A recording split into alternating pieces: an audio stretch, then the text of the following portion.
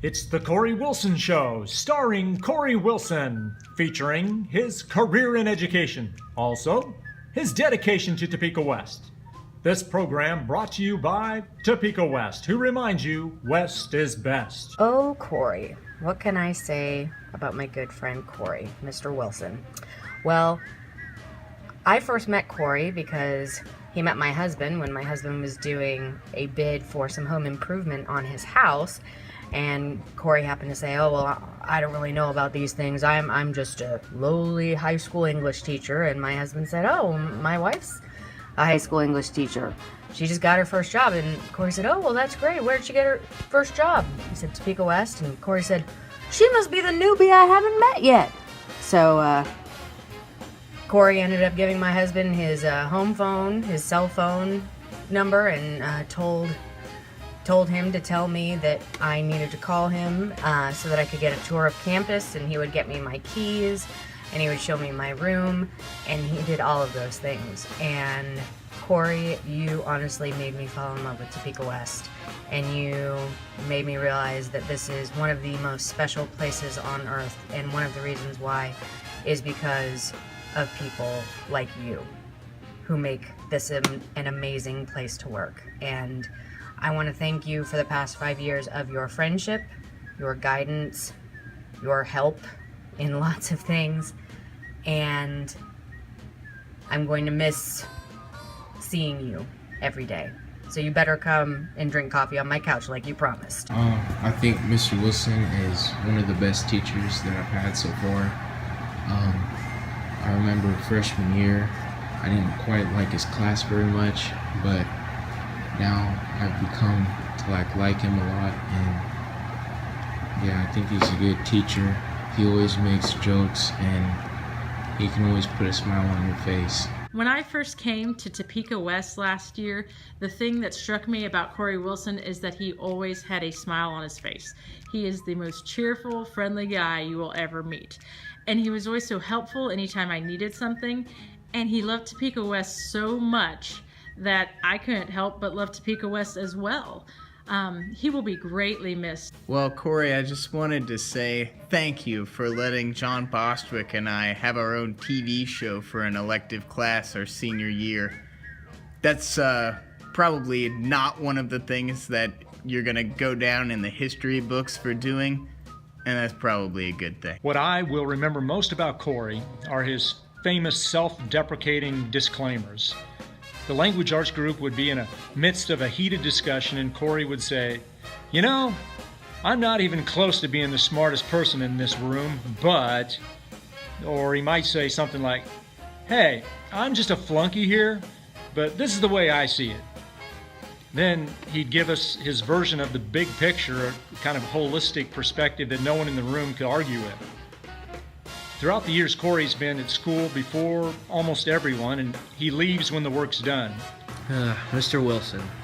You know, I've had him only once, but in that 1 year, I've come to know that he's very outgoing. I mean, he's always giving us ideas, being supportive. You know, I enjoy having him around. And it's just 1 year that I've had him, I've already enjoyed this. I remember those stories that he would always tell us, you know, like when, like the bands that he's come to meet different people, like Kansas. He met people from Kansas, and it's really good to hear that he's met all these people, and kind of inspires me to want to do that too. You know, I'll miss him, definitely. He's one of the best teachers I've ever had. Hope to see him around again. Corey, you look like you need a hug, man. Oh, but seriously, as you get ready to log your last PD point, Richard and I have compiled a top 10 list for the man who has been there for us throughout our entire careers. The person we could always look up to. Well, figuratively, not literally, as our much older big brother, and the man who helped us to become the educators that we are today. Thank goodness we still have jobs. So, here is Corey Wilson's top 10. Number 10, awards, and accolades. You will always be number one to us, but you have also been awarded top honors in 501 for your dedication in the classroom. We didn't really help you earn your Hall of Fame recognition in tennis, but we were there with moral support. Your tennis state champions speak for themselves.